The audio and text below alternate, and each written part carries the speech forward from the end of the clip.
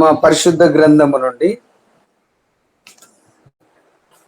దేవుని యొక్క వాక్యాన్ని చూసుకుందాం. మరి అనుకోకుండా దేవుడు నాకు సమయం ఇచ్చినందుకు దేవునికి వందనాలు. మీ అందరికీ నా హృదయపూర్వకమైనటువంటి వందనాలు చెల్లిస్తున్నాను.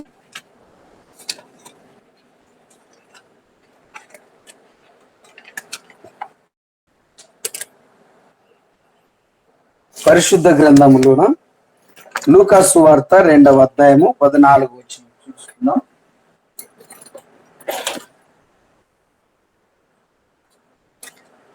దయచేసి చదివినట్లయితే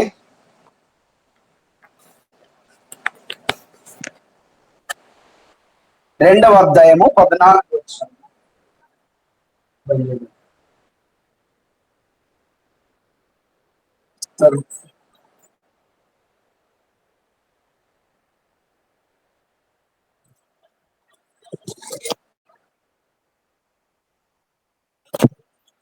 అది అక్కడ మనకు కొన్ని వచనాలు కనపడతాయి. సర్వోన్నతమైనటువంటి స్థలములలో ఒకసారి మొదటి వచనం ఒకసారి చదవండమ్మా.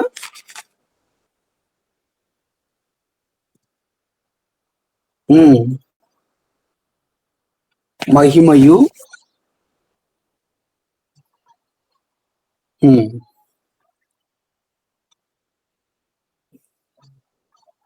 కలుగుగాక. ఇక్కడ దేవునికి స్తోత్రం చేయుచును. ఆయనకి ఇష్టమైనటువంటి మనుషులకు భూమి మీద సమాధానము కలుగును. ఆయనకి ఇష్టం అంటే ఏ రకంగా ఇష్టము మనకు లాస్ట్ లో తెలియపరిచింది. స్తోత్రములు చెల్లించడం, ఆయనని ఆరాధించడం, ఆయనని స్తుతించటం, ఆయనను వేడుకొనటం, ఆయన పాదాల కాడ కూర్చోవటం. ఆయనను ఆరాధిస్తున్నప్పుడు ఆయన సంతోషిస్తాడు. ఆయన పాదాల దగ్గర మనం ఉన్నప్పుడు ఆయన సంతోషిస్తాడు. కాబట్టి ఆయనకి ఇష్టంగా మనం అంటే భూమి మీద బ్రతుకు దినములను మన సమాధానం ఇస్తాడట. ఇర్మియా గ్రంథము 17వ అధ్యాయము 5 నుంచి మనం 20 వచనాలు చదువుకున్నట్లయితే ఒకసారి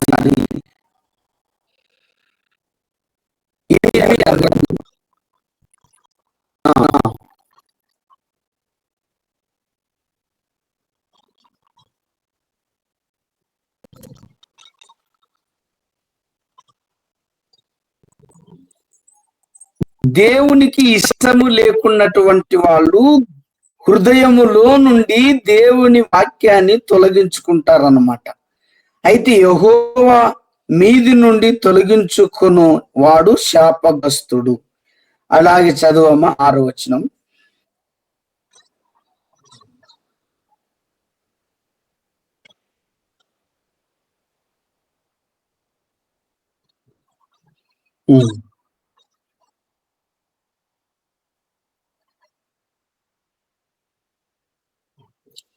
అంటే ఇక్కడ ఇష్టం లేని వాళ్ళ గురించి హెచ్చరిస్తున్నటువంటి మాట.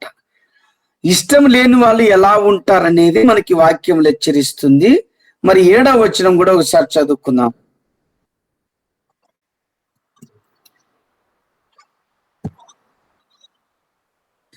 యెహోవాను నమ్ముకుని వాడు ధన్యుడు.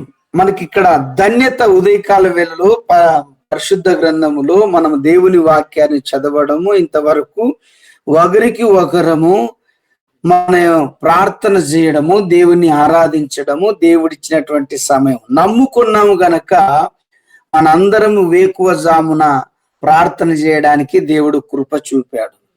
అది 2 మాటలు చదువుదామా. 8వ వచనం.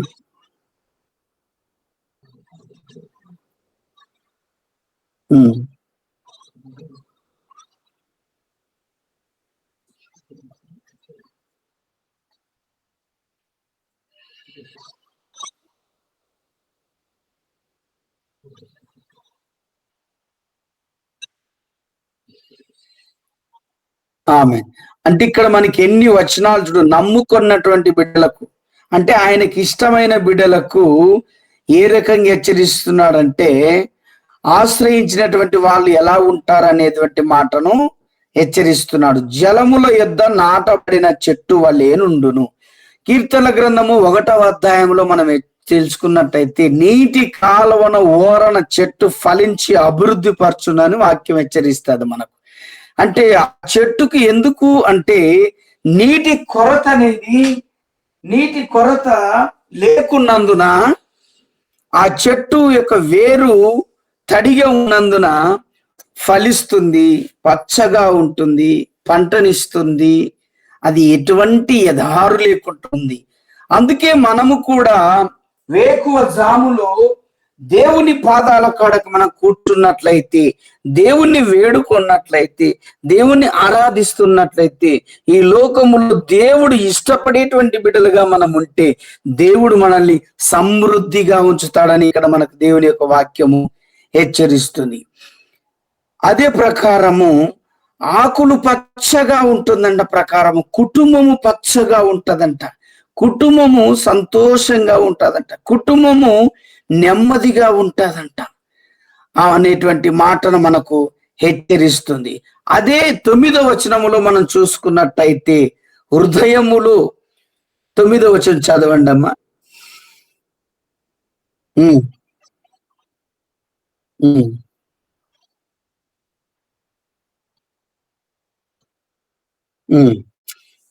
ఒకని ప్రవర్తన బట్టి వాని క్రియల ఫలము చొప్పున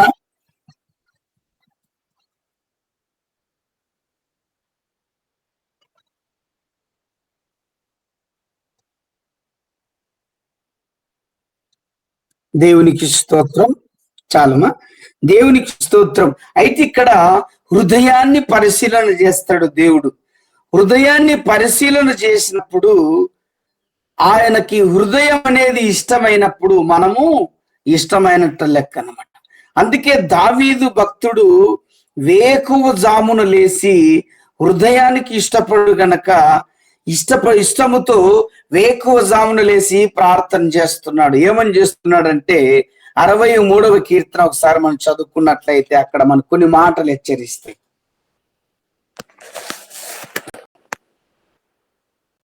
మొదటి రోజు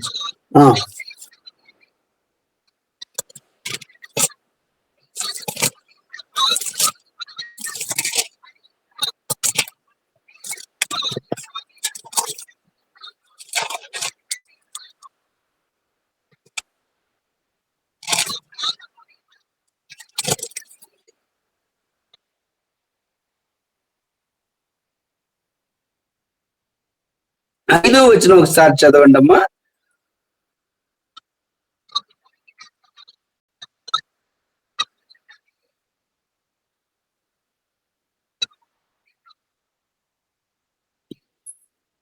కాగా నా జీవిత కాలమంతయు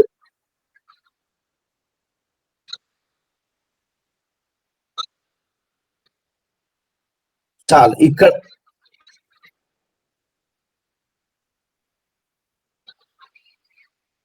అంటే ఇక్కడ మనకు 63 కీర్తనలో మనకు దేవుడు ఇలాగ హెచ్చరిస్తున్నాడు. కీర్తనకారుడు ద్వారా మనకు హెచ్చరిస్తున్నటువంటి మాట ఏంటిదంటే, అలాగే 11వ వచనంలో చదివితే ఒకసారి అదే అధ్యాయంలో,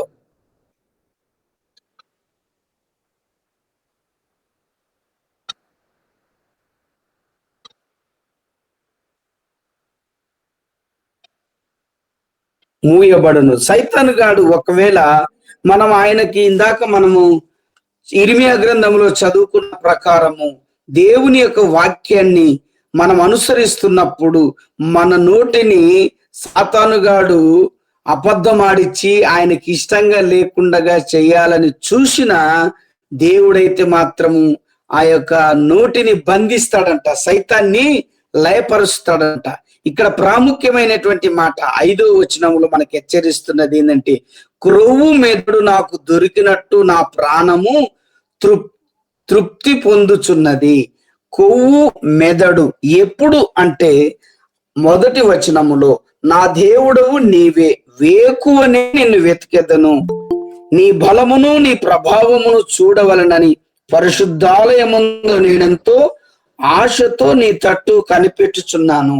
ఆయన వైపు మనం ఆయనకి ఇష్టమైన బిడ్డలుగా మనము సమాధానము కొరకు, ఆనందము కొరకు, ఆయన దీవెనలు పొందుకోవాలంటే ఆయన వైపు చేతులెత్తి ప్రార్థిస్తే ఆయన మనకు సమాధానం ఇస్తాడు, ఆయన నెమ్మదిని ఇస్తాడు. 62వ అధ్యాయంలో మొదటి వచనం, కీర్తనల గ్రంథము 62వ అధ్యాయం మొదటి వచనమ్మా.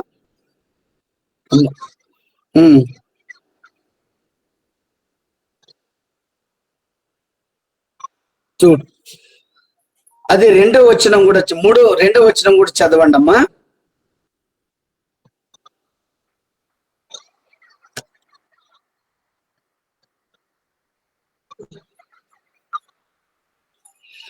దేవుని యొక్క వాక్యం ఎత్తైన కోట, నన్ను ఎత్తైన స్థలములో నించినావు అనేటువంటి పాటలు మనం వింటుంటాం.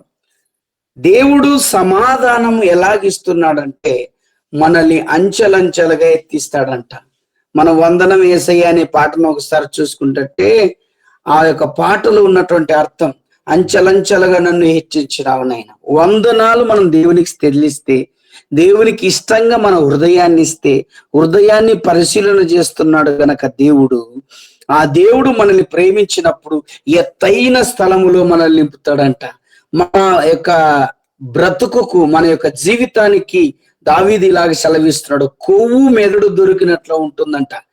మెదడుకి కొవ్వుకి ఉన్నటువంటి ఆ యొక్క విలువ ఏంటిదంటే, కొవ్వు అనేటువంటిది మనం మెదడు అనేటువంటిది, మెదడు లేకపోతే మనిషి బ్రతకడము కష్టం, కొవ్వు లేకపోతే మనిషి బ్రతకడము కష్టం. ఈ లోకములో దేవుని వాక్యము లేకపోతే సమాధానము అనేది కష్టమనే దేవుని వాక్యం హెచ్చరిస్తుంది. అదే దేవుని వాక్యం ఉన్న బిడ్డలు ఏమంటే, నమ్ముకొనినందుకు మౌనంగా ఉన్నది నా ప్రాణము. దేవుని నమ్ముకుంటే, ఈ లోకములో మనుషులను నమ్ముకుంటే ప్రయోజనము లేదు, ఈ లోకములో ఎవరిని నమ్ముకున్న ప్రయోజనం లేదు. దేవుని నమ్ముకుంటే మనం సమాధానం అనేది ఇక్కడ హెచ్చరిస్తుంది. అదే 2వ వచనములో ఎత్తైన కోట ఆయనే, ఎత్తైన కోట మనకి ఆయనని హెచ్చరిస్తున్నాడు. ఇక్కడ ఇర్మియా గ్రంథంలో ఒక్కసారి మనం 18వ అధ్యాయంకి వచ్చినట్లయితే, అక్కడ ఇర్మియా 18వ అధ్యాయంలో మనం చూసుకున్నట్లయితే ఇక్కడ కుమ్మరింటికి పొమ్మని చెప్తాడు. ఇర్మియా గ్రంథము 18వ అధ్యాయము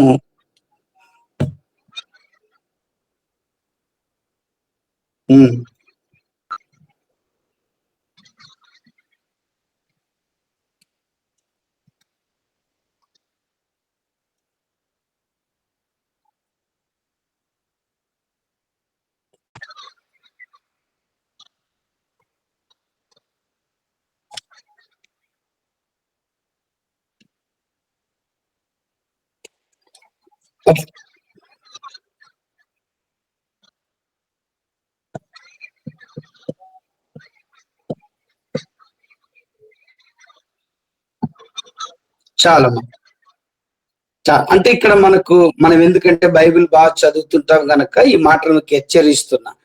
ఈ యొక్క కుమ్మరింటికి వెళ్ళమంటున్నాడు. ఎవరైనా దేవుని వాక్యము చదువు అంటే ఇక్కడేందబ్బా కుమ్మరింటికి పోని అంటున్నాడు అనే మాట ఒక్కొక్కసారి ఆలోచన వస్తుంది దేవుళ్ళు ఎదగని వాళ్ళకు.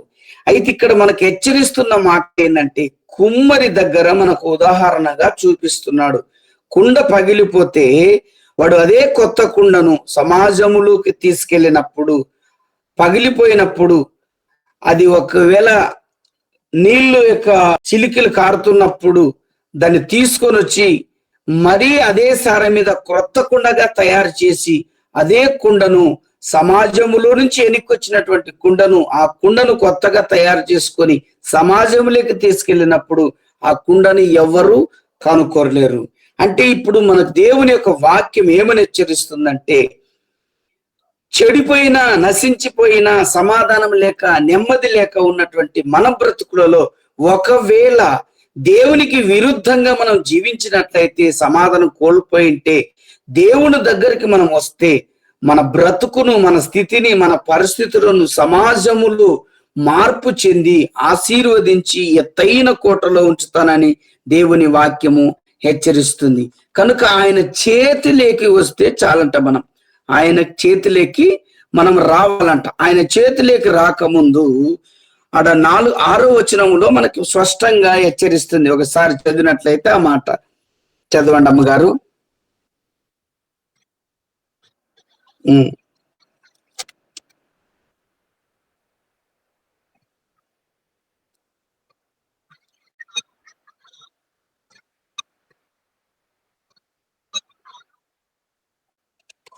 ఆయన చేతిలో మనం ఉంటే, ఆయన చేతిలో మనం ఉన్నప్పుడు మనం ఎట్లాగా మనల్ని మార్చాలో ఆయన వాడుకుంటాడంట. ఆయన మార్చుకోవడానికే ఈ లోకానికి వచ్చాడు. ఆయన మనల్ని ఆశీర్వదించడానికే ఈ లోకానికి వచ్చాడు. ఆయనని వేడుకుంటే మనము ఆయన చేతిలోకి మనం వెళ్ళినట్లయితే ఆయన మనలను ఆశీర్వదిస్తాడు. మత్తయి సువార్త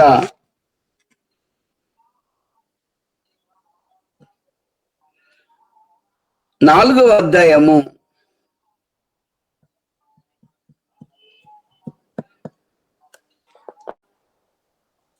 23వ వచనం ఒకసారి చదువుకుందాం. 23 నుంచి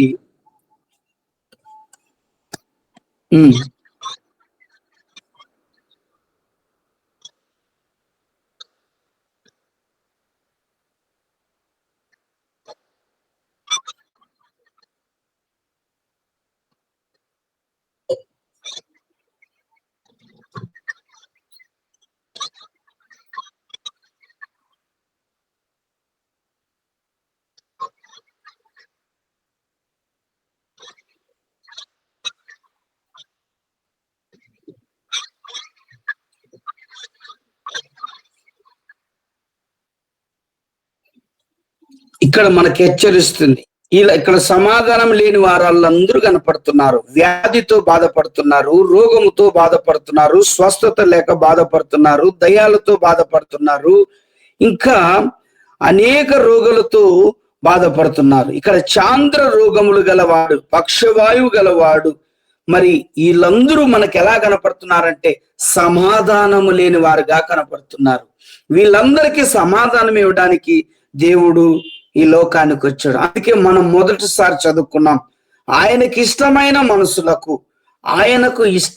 మనసులకు భూమి మీద సమాధానము కలుగునుగాక అంటున్నాడు.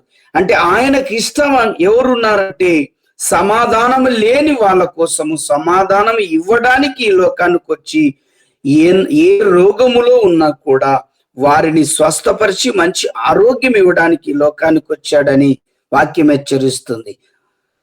అమ్మ, టైం అయిపోయిందా అమ్మగారు? ఇంకే ఉన్నది. అయితే యేసు వారి సమాజ మందిరములో బోధించుచు రాజ్యమును గూర్చి, ఏ రాజ్యము? ఆయన రాజ్యము, నీతి రాజ్యము, పరలోక రాజ్యము, ఆ రాజ్యాన్ని గురించి వివరిస్తున్నాడు. ఈ లోకములో సమాధానము, పరలోకములో శాశ్వతమైన రాజ్యములో శాశ్వతమైన జీవితం మనకు కావాలంటే మనం ఈ లోకములో ఆయనకి ఇష్టమైనటువంటి బిడ్డలుగా మనం ఉండి ఆయనని ఆరాధించినట్లయితే ఆయన రాజ్యములో ఉంటాము, ఈ భూమి మీద మనం సమాధానంగా ఉంటామని దేవుని వాక్యము హెచ్చరిస్తుంది. కాబట్టి ప్రియులారా, మనం దేవుని వాక్యానుసారంగా జీవితము, దేవునికి లోబడినటువంటి జీవితం, దేవుడు ఇష్టపడాలి మనల్ని. అంటే ఆయన ఇష్టపడితే మనం ఎంతమందినో ఇష్టపడుతుంటాం. అయితే మనల్ని ఇష్టపడేటువంటి వాళ్ళు తక్కువ ఉండొచ్చు, మనం ఇష్టపడే వాళ్ళు ఎక్కువ ఉండొచ్చు. అయితే ఇక్కడ ప్రాముఖ్యమైనటువంటి మాట ఏంటంటే, మనలని దేవుడు ఇష్టపడితేనే, నువ్వు ఇష్టపడితే నేను ఇష్టపడితే కాదు. హృదయాన్ని చూసినటువంటి దేవుడు ఇర్మియా గ్రంథంలో చూసిన ప్రకారం హృదయాన్ని పరిశీలన చేసి ఆయన ఇష్టపడతాడు గనక ఆయన ఇష్టపడిన బిడ్డలకు భూమి మీద సమాధానం వస్తుంది. ఈ రోగములతో ఉన్నటువంటి వాళ్ళను దేవుడు ఇష్టపడాడు, వారికి స్వస్థతనిచ్చాడు. అయితే మానవుని యొక్క స్వభావం ఇక్కడ మన పరిశుద్ధ గ్రంథంలో చూసినట్లయితే 10 మంది గుడ్డి వారు ఉన్నప్పుడు ఒక్కడిని స్వస్థత పరచడా? లేదు. 10 మందిని గుడ్డితనము నుండి స్వస్థపరిస్తే ఆ 10 మందిలో ఒక్కడు మాత్రమే ఆయన దగ్గరకు వచ్చాడు. మిగతా 9 మంది రాలేదు. ఎందుకు కారణం అంటే ఆ 9 మంది స్వస్థపరచబడ్డారు గాని వారిని సాతాను అనేది దేవుని దగ్గరికి రానియలేదు. అయితే ఈ యొక్క వాక్యం మనకి ఏమైనా హెచ్చరిస్తుందంటే దేవుని బిడ్డలు ఎందరో ఉన్నారని చెప్పుకుంటున్నాం కానీ దేవుణ్ణి ఆరాధించే వాళ్ళు తక్కువ అని చెప్తున్నాం. ఆ రోజుకి, ఆ పూటకి, ఆ సమయంలో ఆదివారం తర్వాత కొన్ని సందర్భాలు రకరకాలుగా తయారై దేవునికి అట్లా ఆరాధించి బైబిల్ చేతులు పట్టుకొని వెళ్తున్నారు కానీ సమాధానం రాలేదు, నెమ్మది రాలేదు, మా కోరికలు తీరలేదు, మాకి ఏది విజయం రాలేదు అని అంటున్నారు. అయితే హృదయాన్ని పరిశీలించినటువంటి దేవుడికి ఇష్టపడితేనే సమాధానం వస్తుందని దేవుని యొక్క వాక్యము హెచ్చరిస్తుంది ప్రియులారా.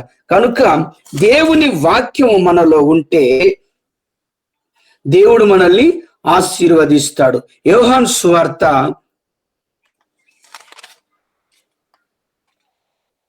6వ అధ్యాయంలో 35వ వచనం ఒకసారి మనం చదువుకుందాం. 35 నుంచి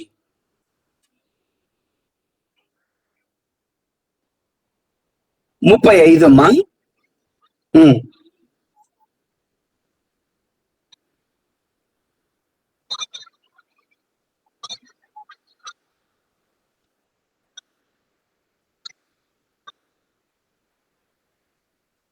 చాలా అయితే ఇక్కడ మనకు హెచ్చరిస్తున్నటువంటి మాట, నా యొద్దకు వచ్చువాడు ఏమాత్రము ఆకలి కొనడు. అంటే ఆకలి అనేటువంటి మాటకు ఒక ఆహారమే కాదు మనకు హెచ్చరిస్తున్నటువంటి మాట. వస్త్రములు కావచ్చు, నీ యొక్క కుటుంబానికి, నీ జీవితానికి ఏదైనా కావచ్చు ఆకలితనం. ఇప్పుడు ఆహారం వరకే అని మనం మాట్లాడుతున్న మాట కాదు. దేవుని వాక్యం హెచ్చరిస్తుందంటే నా యొద్దకు వచ్చువాడు ఏమాత్రమును ఆకలి కొనడు. ఏ రకమైనటువంటి పరిస్థితులైనా సరే, ఏ విధమైనటువంటి విధంగాను ఆకలి కొన్నావో ఆ ఆకలిని దేవుడు తీరుస్తాడని దేవుని యొక్క వాక్యము హెచ్చరిస్తుంది.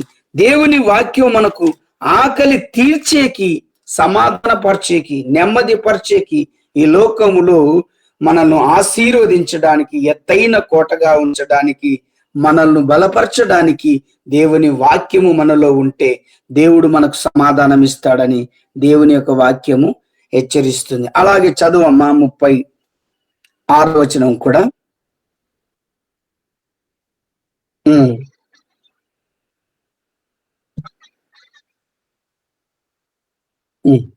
30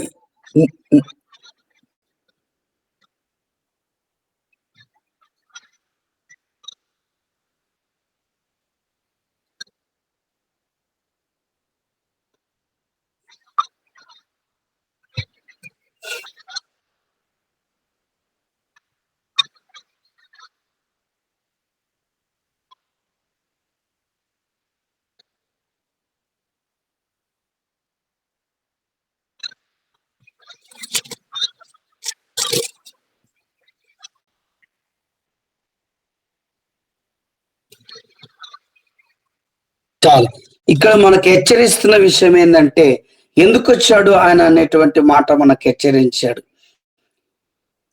నా ఇష్టమును నెరవేర్చుకొనుటకు నేను రాలేదు, నన్ను పంపిన వాని చిత్తము నెరవేర్చుటకే పరలోకము నుండి దిగి వచ్చింది. ఎంత అద్భుతమైనటువంటి మాట ఇదంటే, నన్ను పంపిన వాణ్ణి అంటే ఆయన ఈ లోకానికి ఎందుకు పంపించాడంటే సమాధానం లేక నా బిడ్డలు బాధపడుతున్నారు. ఆ సమాధానాన్ని ఇవ్వడానికి నువ్వు వెళ్ళున్నప్పుడు ఆయన ఈ లోకానికి వచ్చాడు. మన కొరకు ఎన్నో వేదనలు, సిలువలో పలికినటువంటి 7 మాటలు ఈ యొక్క లెంటి డేస్ లో మనం బాగా గమనించగలుగుతుంటాం. సమాధానము లేక ఉన్నందుకు సమాధాన పరచడానికి మనం ఆయన కేవలం ఇష్టంగా ఉంటే చాలని దేవుని వాక్యము హెచ్చరిస్తుంది. అలాగే యోహాను సువార్త 15వ అధ్యాయము 3వ వచనం ఒకసారి చదువుదాం. 1 నుంచి చదవండి అమ్మ, ఇంకా బాగా అర్థమవుతుంది.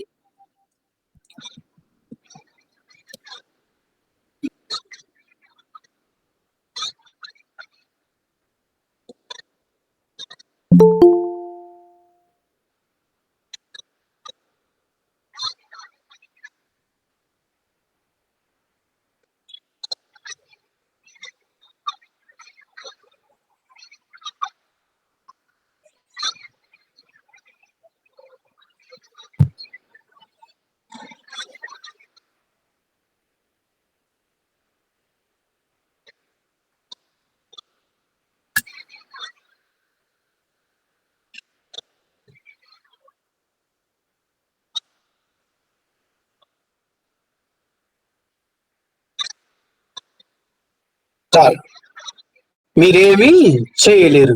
ఆయన యందు మనమున్నప్పుడు ద్రాక్షవల్లిని నేను, తీగలు మీరు. ద్రాక్షవల్లి నేను, తీగలు మీరు.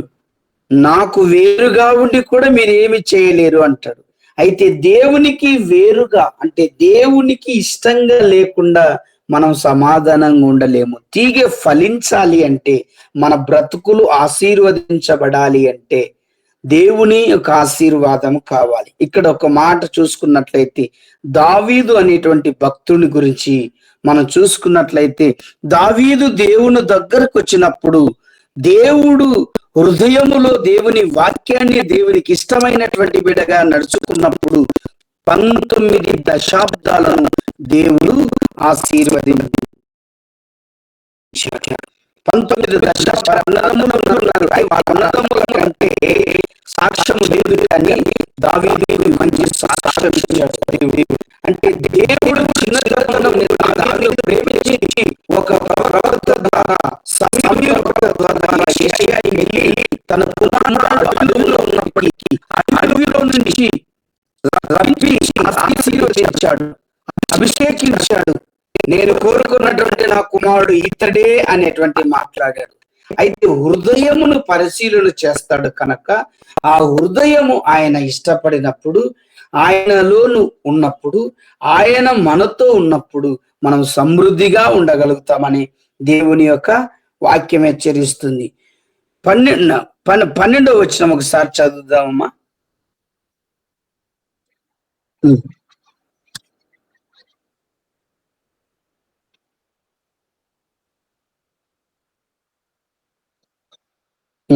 తన స్నేహితుల కొరకు తన ప్రాణము పెట్టు వాని కంటే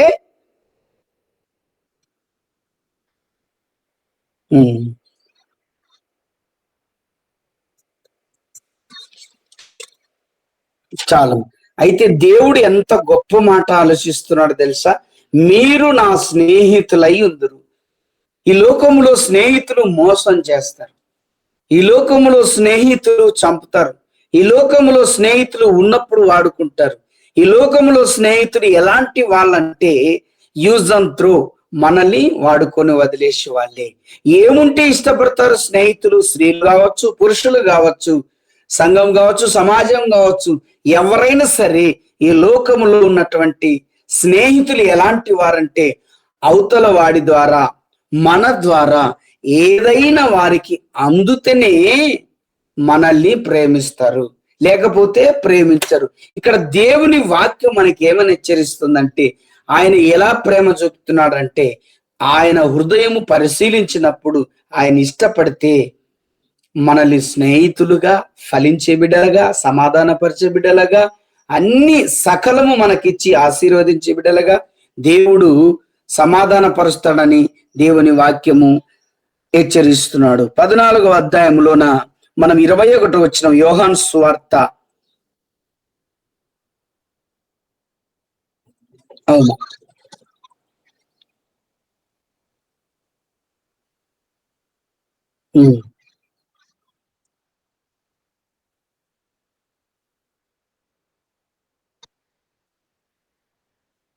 ఎంత అద్భుతమైనటువంటి మాట అంటే, ఇక్కడ మనకు నా ఆజ్ఞలను అంగీకరించి వాటిని గైకును వాడే నన్ను ప్రేమించువాడు. ద్వితోపదేశ కాండంలో 28వ అధ్యాయంలో మనం ఈ మాట చదువుకొని, సమయం అయిపోతుందమ్మా నాకు.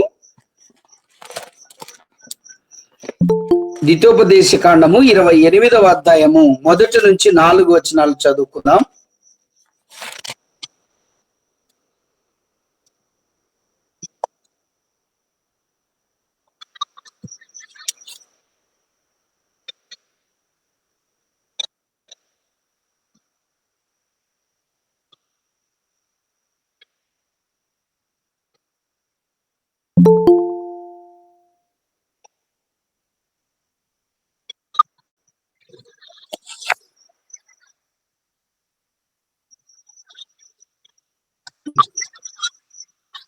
నెంబర్ 1.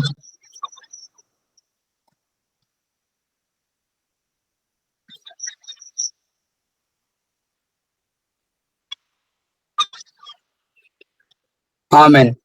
ఇక్కడ దేవుని యొక్క వాక్యం హెచ్చరిస్తున్నటువంటి మాట, శ్రద్ధగా విని నేడు నేను నీకు ఆజ్ఞాపించుచున్న ఆయన ఆజ్ఞలన్నిటిని అనుసరించి నడుచుకుని నీడల.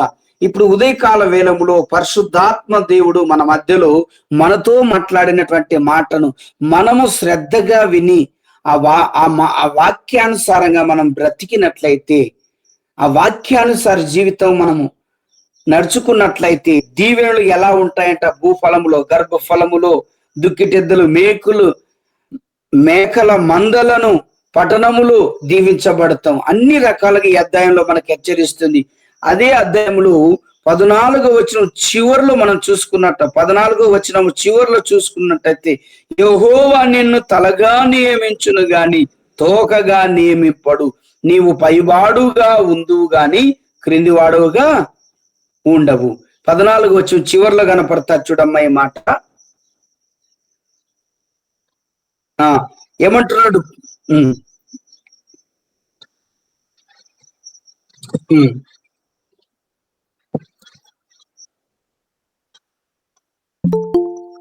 ఆమె పైవాడుగా ఉంటావు సమాధానంగా ఉంటే, క్రిందివాడుగా ఉండవు. పైవాడిగా నువ్వు ఉండవు, క్రిందివాడిగా ఉండడానికి కారణం ఏంటంటే భక్తి లేకపోతే సమాధానం అనేది కోల్పోతావు, నెమ్మది అనేది ఉండదు, ఆదరణ అనేది ఉండదు. కనుక దేవుని యొక్క వాక్యము ఏమని హెచ్చరిస్తుందంటే, మన జీవితాలను, మన బ్రతుకులను, మన పరిస్థితులను దేవుని వాక్యము సారంగా మనం జీవించుకున్నట్లయితే దేవుడు మనల్ని ఆశీర్వదిస్తాడు. సామెతల గ్రంథము 7వ అధ్యాయము 1వ వచనం ఒకసారి చదువుకుందాం. ఓకే గారు.